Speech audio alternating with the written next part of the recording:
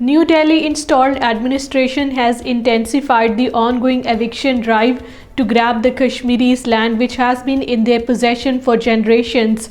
Public notices have been issued to the Kashmiris in various districts asking them to vacate the land described as the state land within 7 days or face action. The occupation authorities also issued notices in other districts of the valley directing people to vacate the land within 7 days.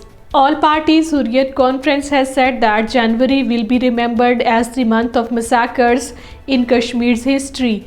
APHC senior leader Ghulam Ahmad Gulzar, in a statement issued in Srinagar, said Gaw Kadal massacre was the first and brutal of the present phase of the freedom movement.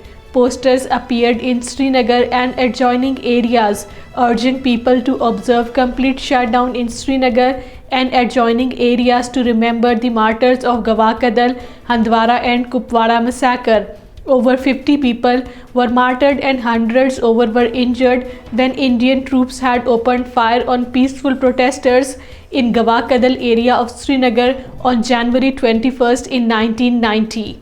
Aam Aadmi Party held a protest demonstration in front of Bharatiya Janata Party office in Jammu to resist the new dictatorial land order issued by the authorities. Aam Aadmi Party leaders on the occasion said BJP leaders are illegally occupying quarters and are enjoying the facilities.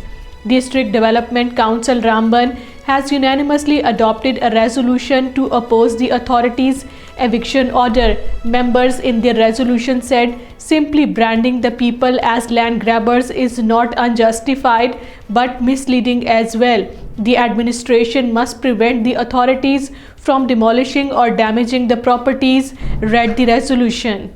People's Democratic Party President Mehbooba Mufti, talking to media persons in Srinagar, said any law of the country is for the welfare of the citizens, but in the Kashmir Valley after 2019, so many laws have been brought and are being used like arms against the people.